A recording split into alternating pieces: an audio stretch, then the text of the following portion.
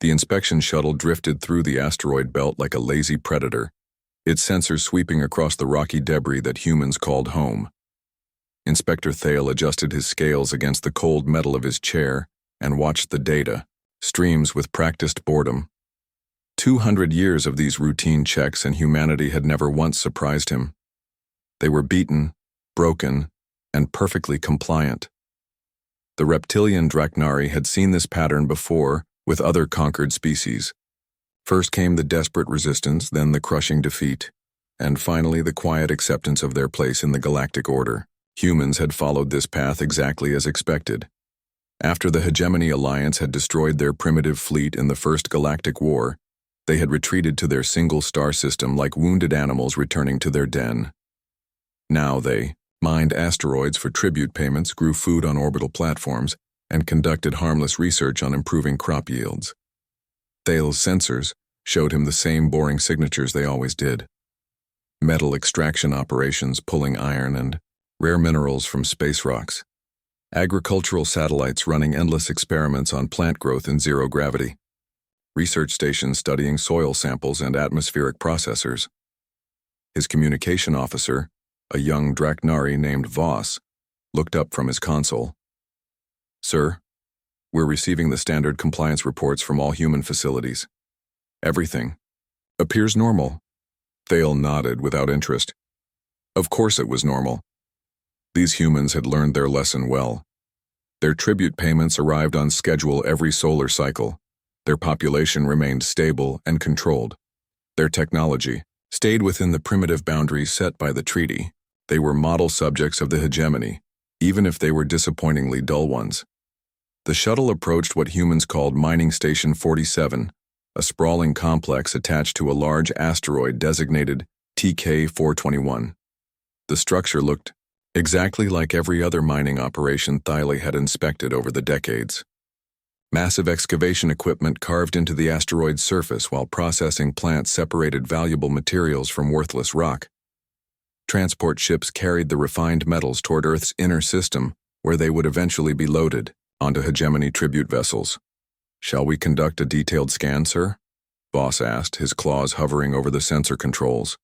"Standard sweep only," Thale replied with a dismissive wave. "These humans haven't shown an original thought in 2 centuries. I doubt they'll start today." The sensors painted a familiar picture. The asteroid showed the expected hollow spaces where mining had removed valuable ore. Heat signatures indicated normal industrial operations and life support systems for the human workers. Power readings matched the requirements for mining equipment and habitat modules. Everything was exactly as it should be. What Thale's sensors didn't show him was the truth hidden beneath layers of careful deception. The hollow spaces inside TK-421 weren't just from mining operations. Human engineers had spent 50 years carefully excavating the asteroid's interior, creating vast chambers that could house entire cities. The power readings his instruments detected came not just from mining equipment, but from massive manufacturing complexes that operated in shifts around the clock. Deep inside the asteroid, Director Walsh watched the inspection through hidden cameras. The gray-haired human stood in what appeared to be a simple mining supervisor's office, complete with charts showing ore extraction rates and worker schedules. But the walls around him concealed something far more significant than any mining operation. Behind false panels lay the command center for humanity's greatest secret, a project so ambitious that even Walsh sometimes couldn't believe they had managed to keep it hidden for so long. "How long until the inspection is complete?"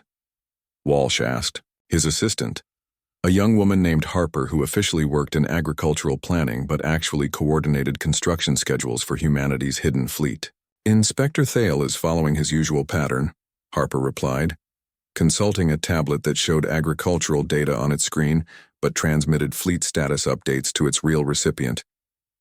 30 minutes for the standard sensor sweep, then he'll move on to the next facility. He hasn't requested a detailed inspection in over 40 years. Walsh nodded, though tension still knotted his shoulders. Every inspection brought the risk of discovery, and discovery would mean the end of everything they had worked toward. The hegemony wouldn't just punish humanity for violating the peace treaty. They would exterminate them entirely to prevent any other conquered species from getting similar ideas about resistance. The project had begun almost immediately after humanity's surrender. While hegemony officials celebrated their victory and turned their attention to other concerns, human leaders made a desperate decision. They would pretend to accept defeat, while secretly preparing for the war they knew would eventually come. Not in years or even decades, but in centuries. It would take that long to build what they needed to match the hegemony's overwhelming technological and numerical advantages. They called it Project Leviathan, and it was unlike anything the galaxy had ever seen. Instead of building traditional warships that could be detected and destroyed, humanity would create vessels so large and well-disguised that they could hide in plain sight. They would hollow out asteroids, dwarf planets, and even small moons, turning them into mobile battle stations that appeared to be nothing more than natural space debris. The technical challenges had seemed impossible at first. How do you build a warship inside an asteroid without anyone noticing? How do you power engines capable of moving a planet-sized mass? How do you create weapons that could threaten ships designed by civilizations thousands of years more advanced than humanity? The answers had come slowly, through decades of careful research disguised as harmless civilian projects. Gravity manipulation, studies hidden within agricultural research, quantum singularity experiments concealed as mining efficiency improvements, weapon development masked as asteroid deflection systems designed to protect Earth from natural impacts. Every breakthrough had been celebrated in secret, shared only with the small group of humans who knew the truth about what they were really building. As the years passed, that group had grown into a shadow civilization, living double lives. Officially, they were farmers, miners, and researchers working to serve their hegemony masters. Secretly, they were soldiers, engineers, and commanders preparing for the day when humanity would emerge from hiding to reclaim their place among the stars. Outside Mining Station 47, Inspector Thale completed his scan and prepared to move on to the next facility. His sensors had detected nothing unusual, just another boring human operation extracting resources and conducting harmless research. He had no idea that beneath his shuttle lay one of the most powerful warships ever constructed, its weapons capable of destroying entire fleets, and its population ready to fight for humanity's freedom. As the Draknari inspection shuttle departed, Director Walsh allowed himself a small smile. The message waiting on his secure terminal confirmed what he had hoped to hear for decades. The construction of Leviathan 7 was complete, bringing humanity's secret fleet to 23 fully operational battle stations with 14 more in final assembly. Soon, very soon, the galaxy would learn that humanity had not spent 2 centuries in defeated silence. They had spent 2 centuries preparing for war. The alarm clock buzzed at exactly 0600 hours, just as it had every day for the past 37 years. Captain Torres rolled out of bed in his small quarters aboard what the official records called Deep Space Research Platform Gamma, but which, he knew by its real name, Leviathan Prime, humanity's first and largest planet-killer warship. Torres had been 19 when he first arrived at this facility, told he was joining an important agricultural research mission that would help feed Earth's growing population. He had believed that story for exactly 6 months, until his supervisor finally revealed the truth about what they were really building inside the hollowed-out dwarf planet Ceres. Now, at 56, Torres commanded the military operations of a vessel that housed 3 million people and carried enough firepower to sterilize entire star systems. His official job title was still Agricultural Research Coordinator, and the reports he filed with Earth's government still discussed crop rotation experiments and soil chemistry. But everyone aboard Leviathan Prime knew they were soldiers in humanity's secret army. The deception had been necessary from the very beginning. When Earth's leaders made their desperate decision to build a hidden fleet, they knew the project would take centuries to complete. That meant recruiting people who would spend their entire lives working on something they might never see used. Worse, it meant raising children who would grow up believing they were agricultural researchers or mining engineers, only to learn, as adults, that they were actually living weapons of war. Torres walked through the corridors of his hidden world, past laboratories that appeared to study plant genetics, but actually developed new types of explosives. He nodded to colleagues who officially worked on atmospheric processors but really designed life support systems for combat operations. Everyone maintained their cover stories with practiced ease, because discovery meant death not just for them, but for everyone they had ever known. The history of Project Leviathan was a story of impossible ambition and careful patience. In 2187, just months after humanity's surrender to the Hegemony Alliance, Earth's remaining leaders had gathered in a secret bunker beneath the ruins of Geneva. The debate had raged for weeks. Some wanted to accept defeat and try to rebuild within the restrictions imposed by their conquerors. Others demanded immediate guerrilla warfare, even though such resistance would be suicidal. Dr. Kim had been the one to propose the third option. The elderly physicist, now dead for over a century, had stood before the assembled leaders with charts and calculations that seemed to come from science fiction rather than reality. What if humanity didn't try to fight the hegemony now when they were weak and scattered? What if they waited centuries and built weapons so powerful that their enemies would never see them coming? The idea had sounded insane, but Dr. Kim's numbers were convincing. The Hegemony Alliance controlled 12 species spread across thousands of star systems. Their combined fleets numbered in the hundreds of thousands of vessels, each one more advanced than anything humanity had ever built. Traditional warfare would be hopeless, but Dr. Kim believed that human creativity could overcome technological disadvantages through sheer scale and surprise. Instead of building many small ships, humanity would build a few enormous ones. Instead of trying to match hegemony technology, they would develop completely different approaches to space warfare. Instead of fighting in the open, they would remain hidden until they were strong enough to win decisively. The early years had been the hardest. Earth's industrial capacity had been devastated by the war, and hegemony restrictions made it almost impossible to develop new technologies. But humans had always excelled at working within impossible constraints.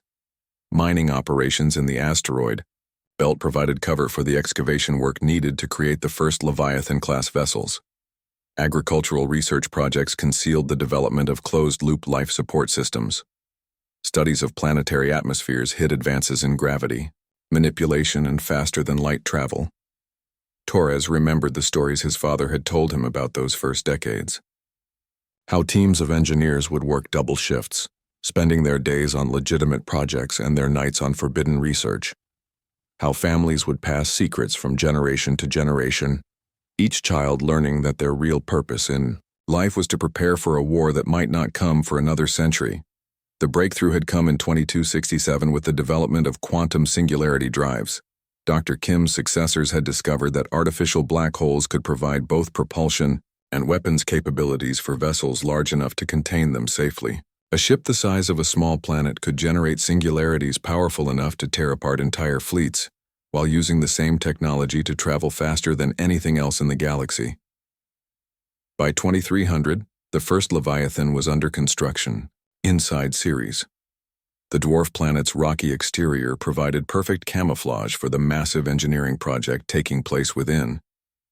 Hegemony inspectors saw normal mining operations and research facilities, while human workers carved out caverns large enough to house cities and factories capable of producing their own warships. The population of Leviathan Prime had grown slowly over the decades. Initially, only a few thousand people lived aboard the hidden vessel, most of them engineers and scientists working on critical systems. But as construction progressed, entire families moved into the artificial world.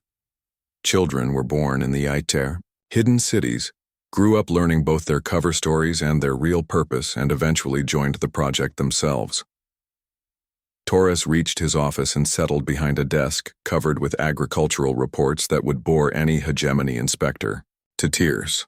The real work began when he activated his secure terminal and reviewed the overnight intelligence reports. 17 more Leviathan-class vessels were now fully operational, with construction beginning on the next generation of even larger ships. The fleet's total population had reached nearly 50 million people, all of them living double lives in service to humanity's future. The psychological strain of the deception weighed on everyone, but they endured it, because they understood what was at stake. The Hegemony Alliance had made it clear that humanity's continued existence depended on complete submission. They could never develop advanced technology, never expand beyond their home system, never become anything more than a source of tribute and labor for their betters. The only alternative was extinction, so they had chosen a different path. For 2 centuries, humanity had pretended to accept their fate while secretly preparing to change it. They had built weapons of unimaginable power and hidden them where no one would think to look. They had raised generations of soldiers who appeared to be farmers and miners. They had created a shadow civilization dedicated to the day when they would no longer bow to anyone. Torres closed his terminal and prepared for another day of agricultural research reports and mining efficiency studies. But first he checked the mission clock that counted down to activation day. The numbers had been falling for decades, and now they showed less than 6 months remaining. Soon, very soon, the galaxy would learn that humanity had spent 2 centuries preparing for war. The only question was whether their enemies would surrender quickly enough to avoid total annihilation. Ambassador Ray folded her elegant wings and studied the holographic display, showing Earth's solar system with growing suspicion. The Celestial Empire had sent her to conduct humanity's integration assessment, a routine process that would finally remove the restrictions imposed after their defeat 2 centuries ago. It should have been a simple formality, but nothing about this assignment felt simple anymore. The energy readings didn't make sense. According to the official reports, humanity operated basic mining and agricultural facilities throughout their system. The power consumption should have been minimal and predictable. Instead, her advanced sensors detected massive energy spikes that occurred in perfect coordination across dozens of locations. Mining operations didn't need to synchronize their activities across light minutes of space, yet these humans somehow managed it. Her aide, a younger celestial named Flo, gestured toward the data streams with one delicate appendage. Ambassador, perhaps the humans have developed more efficient communication systems than we realized. Coordinated operations could improve their tribute production. Ray's crystalline eyes shifted color from calm blue to worried yellow. She had spent decades studying conquered species for the Hegemony Alliance, and she knew the patterns of genuine submission. Defeated civilizations became predictable in their desperation to avoid further conflict. They produced exactly what was required of them, nothing more and nothing less. They certainly didn't develop mysterious new technologies that exceeded their treaty restrictions. The shuttle approached what humans called Agricultural Platform 17, a sprawling complex attached to an asteroid in the system's outer regions. From a distance, it looked exactly like every other farming facility Ray had reviewed in the preliminary reports. Solar collectors provided power for hydroponic gardens that grew food crops adapted for space cultivation. Processing centers converted raw materials into finished nutrients for distribution throughout the human population. But when her sensors began their detailed scan, the readings became increasingly strange. The asteroid showed hollow spaces that extended far deeper than any agricultural operation would require. Heat signatures indicated industrial processes running at scales that made no sense for food production. Most disturbing of all, her instruments detected traces of exotic matter that shouldn't have existed anywhere in human space. Ambassador, Flo said nervously, perhaps we should request permission to board the facility for a direct inspection. Ray considered the suggestion. Hegemony regulations required advance notice for detailed inspections, giving subject species time to prepare presentations and answer questions. But her growing suspicions made her want to see what lay behind the human facility's carefully maintained facade. She activated her communication system and sent a message to the platform's administrators. The response came faster than expected, almost as if the humans had been waiting for her call. Director Walsh appeared on her view screen, his aged face showing the appropriate mixture of respect and nervousness that conquered species displayed when facing their hegemony superiors. He welcomed the inspection and offered to provide a complete tour of the facility's operations.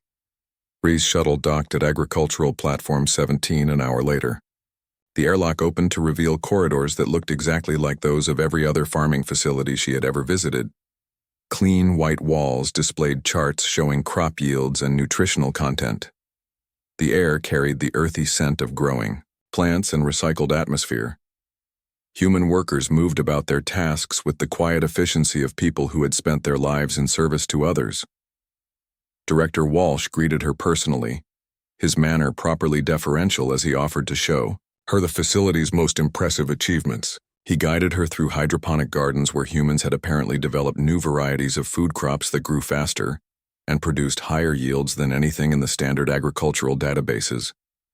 Processing centers demonstrated innovative techniques for extracting maximum nutrition from limited resources. But even as Walsh explained the facility's operations with obvious pride, Ray's portable sensors continued to detect anomalies. The power distribution systems carried far more energy than agricultural operations required. Structural scans showed that the asteroid's interior had been excavated with precision that exceeded anything necessary for farming. Most tellingly, she detected manufacturing signatures that could only come from industrial processes far more advanced than anything humans were supposed to possess. "Director Walsh," she said carefully, "your facility appears to consume significantly more power than standard agricultural operations. Could you explain the reason for this increased energy usage?" Walsh's expression didn't change, but Ray noticed a slight tightening around his eyes that suggested stress. "We've been experimenting with enhanced atmospheric processors," he replied smoothly. "The additional power allows us to maintain optimal growing conditions for our crop experiments." The explanation sounded reasonable, but Ray's sensors told a different story. The energy signatures she detected weren't consistent with atmospheric processing. They matched the patterns of high-energy manufacturing, the kind used to produce advanced materials and precision components. She decided to test Walsh's responses with a more direct approach. "I'd like to see these atmospheric processors," she said. "My preliminary scans suggest they may represent technology that exceeds your current treaty limitations." For the first time, Walsh hesitated. The pause lasted only a moment, but it was enough to confirm Ray's growing suspicions. "Of course, Ambassador," he said finally. "Though I should mention that some of our experimental equipment may appear more sophisticated than it actually is. We've become quite skilled at making the most of limited resources." Walsh led her deeper into the facility, through corridors that seemed to stretch much further than the asteroid's apparent size should have allowed. Ray's sensors painted an increasingly clear picture of what lay hidden around them. Behind the false walls and carefully maintained agricultural facades lay something far more significant than any farming operation. She detected massive industrial complexes, weapons manufacturing facilities, and what appeared to be the docking bays for vessels much larger than any civilian transport. The truth hit her like a physical blow. The humans hadn't spent 2 centuries learning to accept their defeat. They had spent 2 centuries preparing for revenge. Every agricultural platform, every mining operation, every research facility in their system was a carefully disguised military installation. The Hegemony Alliance hadn't conquered humanity. They had driven them underground where they had become something far more dangerous than anyone had imagined. Ray activated her emergency communicator and began transmitting a priority message to the Hegemony Council. But before she could complete the transmission, Director Walsh placed a gentle hand on her arm. "I'm afraid I can't allow you to send that message, Ambassador," he said quietly. His manner remained polite, but his eyes now held a hardness that spoke of decades spent planning for this moment. "We've worked too long and too hard to let our secret be revealed prematurely." The corridor around them suddenly came alive with hidden panels sliding open to reveal armed human soldiers. Ray realized that she had walked into a trap, that every step of her inspection had been carefully guided to bring her to this point. The humans had known she would discover their deception eventually, and they had prepared for that discovery. "How long?" she asked, her voice barely above a whisper. "How long have you been preparing for this?" Walsh's expression softened slightly, as if he felt genuine regret for what was about to happen. 203 years, he replied. "Every day since we signed the surrender treaty. We've spent every moment of peace you gave us getting ready for war." Alarms began sounding throughout the facility as Ray's shuttle attempted to take off without her. But it was too late for warnings or escape attempts. Across the solar system, Dozens of objects that had masqueraded as asteroids and dwarf planets for decades suddenly began to change. Rocky outer shells split apart or slid away, revealing the gleaming hulls of vessels larger than anything the galaxy had ever seen. Ambassador Ray watched through the facility's windows as humanity's secret finally came to light. Planet-sized warships emerged from their hiding places like ancient predators awakening from a long sleep. Each one represented decades of patient construction, generations of lives devoted to a single purpose, and technology that had advanced far beyond anything the hegemony possessed. Director Walsh activated his communication system and transmitted a message that would change the balance of power throughout the galaxy. "This is Fleet Admiral Walsh of the Terran Deep Space Navy," he announced. "The terms of our surrender are hereby rescinded. You have 72 hours to withdraw all hegemony forces from human space, or face the consequences of our full fleet." Deployment. The war that had ended 2 centuries ago was about to begin again, but this time humanity would not be fighting from a position of weakness. They had spent 2 centuries turning their entire civilization into a weapon, and now that weapon was ready to be used. The silence in the Hegemony Council chambers broke like glass when Admiral Burke's message finished playing. For 200 years, these beings had considered humanity a solved problem, a conquered species that provided useful resources while posing no threat to galactic stability. Now they stared at holographic displays showing 37 planet-sized warships emerging from hiding places throughout the human solar system. High Counselor Vask of the Draknari Empire spoke first, his voice carrying the controlled fury of a predator who had discovered that his prey had grown fangs. "This is impossible. Our intelligence reports show no sign of military construction. How could these primitives build such vessels without detection?" The question hung in the air as military advisors scrambled to analyze the incoming data. Every scanner in the Hegemony fleet was focused on the emerging human vessels, trying to understand what they faced. The readings defied belief. Each ship measured between 500 and 800 kilometers in diameter, with power signatures that exceeded anything in the Hegemony's databases. Worse, preliminary scans suggested that the vessels carried populations numbering in the millions. Ambassador Ray's captured transmission played again on the Council's main display, her terrified voice describing vast industrial complexes hidden inside what appeared to be simple agricultural facilities. "They've turned their entire civilization into a weapon," she reported. "Every asteroid, every mining station, every research platform was part of a construction project that spanned centuries." Fleet Commander Zenth leaned forward in his chair, his forearms gesturing at the tactical display. "Whatever they've built, they're still outnumbered. We have over 50,000 vessels within jump range of their system. 37 ships cannot stand against such odds, regardless of their size." But even as he spoke, Zenth felt doubt creeping into his calculations. The human vessels were unlike anything in hegemony doctrine. Traditional fleet tactics assumed battles between ships of roughly similar mass, where numbers and technology determined victory. These planet-sized monsters represented a completely different approach to warfare, one that the hegemony's military had never encountered. In the Sol system, Admiral Torres stood in the command center of Leviathan Prime and watched as his hidden fleet awakened from its long sleep. The massive vessel around him thrummed with power as fusion reactors that had idled for decades came online at full capacity. Throughout the ship's vast interior, 3 million people prepared for the moment they had trained for their entire lives. Torres activated his fleet communication system and addressed the commanders of humanity's other vessels. "This is Admiral Torres of the Terran Deep Space Navy. All Leviathan units report status." The responses came in steady succession.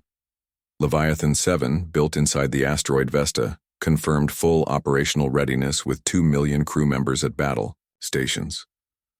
Leviathan 12, hidden within the dwarf planet Eris, reported successful activation of its primary weapon systems. One by one, humanity's planet killers announced their readiness for war. But Torres knew that their advantage lay not just in size, but in the revolutionary technology they had developed during 2 centuries of secret research. While the hegemony had grown complacent with their technological superiority, Humans had been forced to innovate beyond the boundaries of conventional physics. Their quantum singularity drives could manipulate space-time itself, allowing vessels of planetary mass to move faster than ships a fraction of their size. The first test of human capabilities came sooner than expected. A hegemony scout fleet of 20 ships jumped into the outer system, their mission to gather intelligence on the mysterious human vessels. The scouts' commanders expected to study primitive technology from a safe distance, then retreat with valuable tactical data. Instead, they found themselves facing weapons that operated on principles beyond their understanding. Leviathan 15, stationed near Neptune's orbit, fired a single quantum singularity projectile at the approaching scout fleet. The artificial black hole tore through space at a significant fraction of light speed, its gravitational field shredding the hegemony vessels before they could even detect the incoming attack. 20 ships vanished in less than a minute, consumed by forces that violated everything the hegemony knew about space warfare. The surviving scouts had no time to transmit their findings before follow-up attacks eliminated them entirely. The human response had been swift, decisive, and absolutely devastating. In the council chambers, the destruction of the scout fleet sent shockwaves through the assembled representatives. High Counselor Vask's scales shifted to colors that indicated extreme agitation. "How is this possible?" he demanded. "Those ships were equipped with our most advanced shields and armor. What weapons could destroy them so easily?" The answer came from Dr. Yith, the hegemony's chief scientific advisor. Her analysis of the attack data revealed technological principles that shouldn't have existed in human hands. "They're using controlled gravitational singularities as projectile weapons," she reported.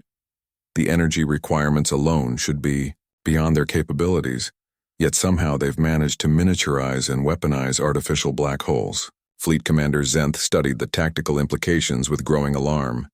Traditional space combat involved energy weapons and kinetic projectiles that could be defended against with appropriate shields and armor. Gravitational weapons operated on completely different principles, literally warping space-time to destroy their targets. Nothing in the hegemony arsenal could provide effective defense against such attacks. "We need to deploy the full battle fleet immediately," Zenth declared. "Whatever technology these humans have developed, we can overwhelm it with superior numbers. Order all available vessels to jump to Sol system and prepare for total assault." But even as he gave the command, Zenth wondered if they were already too late. The humans had spent 2 centuries preparing for this moment, turning their apparent weakness into hidden strength. They had built weapons that exceeded hegemony technology and trained armies that lived for nothing but war. Most disturbing of all, they had done it all in secret, maintaining perfect deception until the moment they were ready to strike. As the largest military fleet in galactic history prepared to jump toward human space, Torres received confirmation of their enemy's response from hidden surveillance networks throughout the galaxy. Over 200,000 hegemony vessels were converging on Sol system, representing the combined military might of 12 advanced civilizations. Torres allowed himself a cold smile as he reviewed the approaching threat. The hegemony commanders still thought in terms of traditional warfare, believing that numerical superiority could overcome any technological advantage. They had no idea that humanity's planet-sized warships were designed specifically to face overwhelming odds. Each Leviathan-class vessel carried manufacturing facilities capable of producing thousands of fighter craft and support vessels in a matter of hours.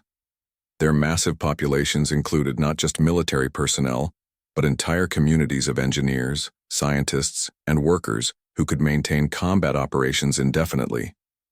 Most importantly, their quantum singularity drives allowed them to strike at multiple targets simultaneously, while remaining virtually invulnerable to counterattack.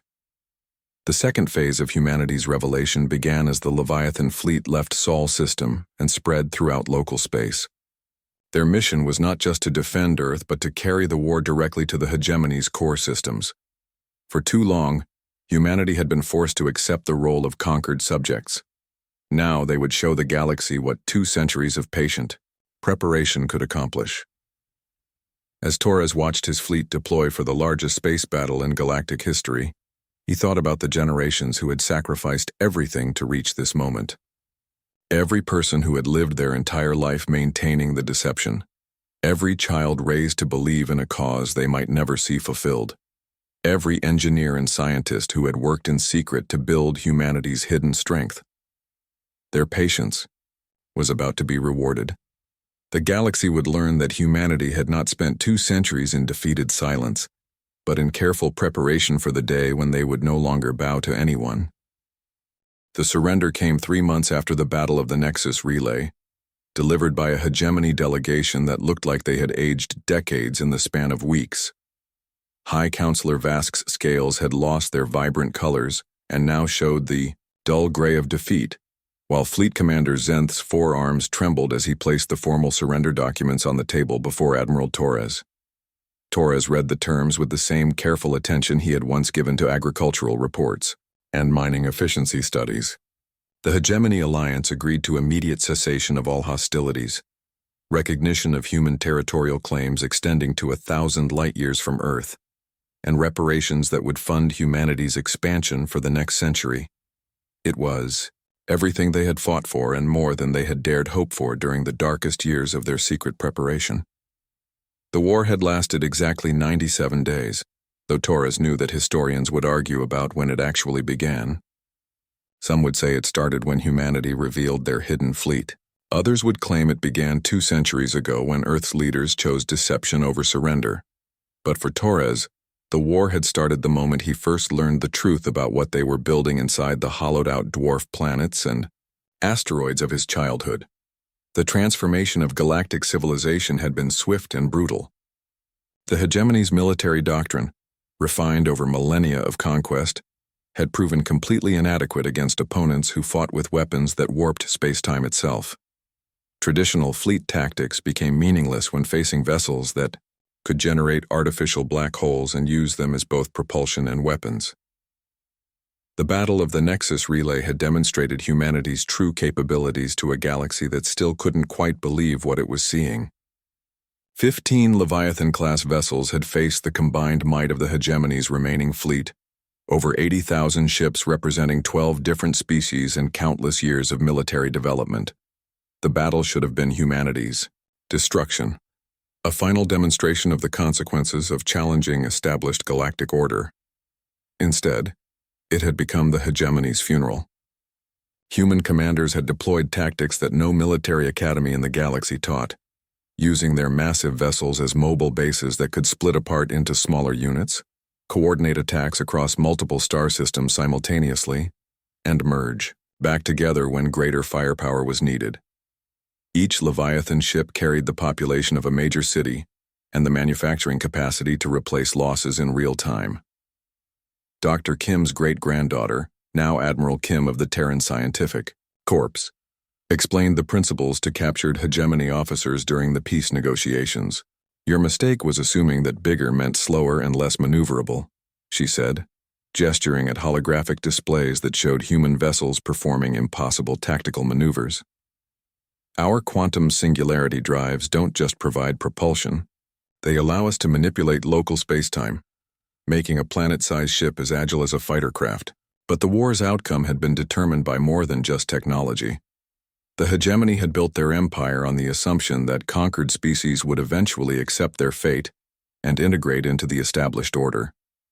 They had never faced an opponent who spent centuries preparing for a single moment of revenge, who built their entire civilization around the goal of overturning galactic power structures.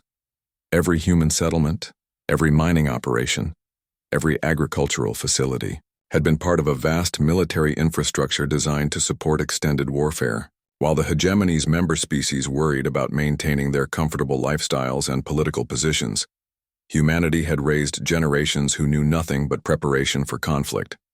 When the war finally came, it was not a battle between armies but between entirely different ways of organizing civilization. The psychological impact had been as devastating as the military defeat. For thousands of years, the Hegemony Alliance had represented stability and order in a chaotic galaxy. Member species might complain about tribute payments and territorial restrictions, but they accepted these burdens as the price of peace and protection. The sudden emergence of humanity as a dominant military power shattered those assumptions and sent shockwaves throughout civilized space. Three major hegemony members had declared neutrality within weeks of the war's beginning, unwilling to risk destruction for the sake of maintaining control over humanity. The Draknari Empire had attempted to negotiate a separate peace, offering to recognize human territorial claims in exchange for protection against their traditional enemies. Even the Celestial Empire, long considered the most stable member of the alliance, had begun internal discussions about whether continued membership in the hegemony served their interests. Admiral Torres stood in his private office aboard Leviathan Prime and reviewed the intelligence reports that painted a picture of a galaxy in transition. Smaller civilizations that had never qualified for hegemony membership were reaching out to Earth, seeking protection and alliance with the new dominant power. Trade routes were being redrawn as merchant vessels sought safer passage through human-controlled space. Even criminal organizations had begun adapting to the new reality, with pirate fleets avoiding any system where human warships might be present. The scope of the transformation amazed even those who had planned it. Director Walsh, now Grand, Admiral of the Terran Galactic Fleet, had spent decades imagining what victory might look like. But the reality exceeded his most optimistic projections. Humanity had not simply won their freedom from hegemony control. They had become the galaxy's new arbiters of peace and stability. The transition had not been without challenges. Governing a galactic empire required different skills than building secret weapons, and many humans struggled with their new role as protectors rather than resistance fighters. The Leviathan crews had spent their entire lives preparing for war, not for the diplomatic complexities of managing dozens of species with conflicting interests and ancient grievances. Torres had found himself mediating disputes between former hegemony members who saw human victory as an opportunity to settle old scores. The Draknari Empire wanted to reclaim territory lost in wars fought before humans had even achieved spaceflight. The Celestial Empire demanded compensation for tribute payments made over centuries of hegemony membership. Smaller species sought guarantees that humanity would not simply replace the hegemony with another oppressive regime. The solution had come from an unexpected source. Ambassador Ray, released from captivity after the surrender, had volunteered to help establish what she called the Galactic Cooperation Council. Instead of the hierarchical structure that had defined hegemony rule, the new organization would operate on principles of mutual benefit and voluntary participation. Humanity would provide military protection and technological assistance, while member species would contribute resources and expertise to common projects. The arrangement satisfied no one completely, but it worked well enough to prevent the total collapse of galactic civilization. Trade resumed, though now under human protection rather than hegemony oversight. Scientific cooperation continued, enhanced by human innovations in quantum physics and gravitational manipulation. Even cultural exchange flourished as species that had been separated by hegemony. Territorial restrictions began to interact freely. Torres walked through the corridors of Leviathan Prime, past the same laboratories and workshops where his people had spent decades preparing for war. The equipment remained the same, but the work had changed dramatically. Instead of building weapons in secret, human engineers now openly developed technologies for peaceful exploration and development. The quantum singularity drives that had made their warships so devastating were being adapted for civilian use, allowing cargo vessels to traverse galactic distances in record time. The human population had adapted to their new circumstances, with the same determination they had shown during the centuries of preparation. Children who had grown up believing they would spend their lives fighting for humanity's survival now learned about diplomacy and interspecies cooperation. Adults who had dedicated themselves to military service found new purposes in exploration, trade, and scientific research. But Torres knew that humanity's military strength remained the foundation of galactic peace. The Leviathan fleet continued, its patrols throughout human-controlled space, their massive presence a constant reminder of what happened to those who threatened the new order. Construction of new vessels had not stopped with the war's end, though the focus had shifted from pure weapons of war to multi-purpose platforms that could serve as both military bases and civilian infrastructure. The latest generation of human vessels incorporated lessons learned from 3 months of actual combat. They were faster, more heavily armed, and capable of supporting even larger populations than their predecessors. More importantly, they included facilities for manufacturing and deploying smaller ships, allowing humanity to project power throughout the galaxy without concentrating their forces in vulnerable fleets. A priority message arrived on Torres's secure terminal, marked with the highest classification levels. The content made him smile despite the serious implications. Human deep space reconnaissance vessels, exploring regions beyond the galactic rim, had detected signals from other galaxies. Preliminary analysis suggested advanced civilizations with technology that might rival or exceed human capabilities. Torres forwarded the report to Grand Admiral Walsh with his own assessment attached. "Recommend immediate expansion of the Leviathan construction program," he wrote. "If we're going to face threats from beyond our galaxy, we need to be ready. The last time humanity was caught unprepared, we spent 2 centuries building our response, in secret. This time we have the luxury of preparing openly." The irony was not lost on him. Humanity had spent centuries learning to hide their strength from a galaxy that saw them as weak and primitive. Now they were the dominant power, and new challenges were emerging that might require even greater strength. But this time they would not face the unknown alone. The galaxy they had conquered had become their responsibility, and they would protect it with the same determination they had once used to free themselves. Torres returned to his desk and began drafting orders for the next phase of human expansion.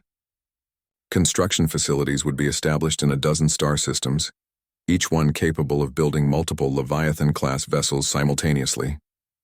The human population would continue to grow, supported by the resources of hundreds of worlds and the voluntary cooperation of species that had once been their enemies. The galaxy had learned that humanity would never again accept the role of conquered subjects. They had proven that patience, determination, and careful planning could overcome any advantage. Most importantly, they had shown that sometimes the greatest victories came not from immediate resistance, but from the willingness to wait centuries for the perfect moment to strike. As Torres worked late into the night, planning humanity's expansion into the unknown regions beyond the galaxy's edge, he thought about the generations who had sacrificed everything to reach this point. Their patience had been rewarded beyond their wildest dreams. The galaxy would never again sleep on humanity's potential, because humanity had become the force that determined whether the galaxy slept peacefully or woke to the thunder of war.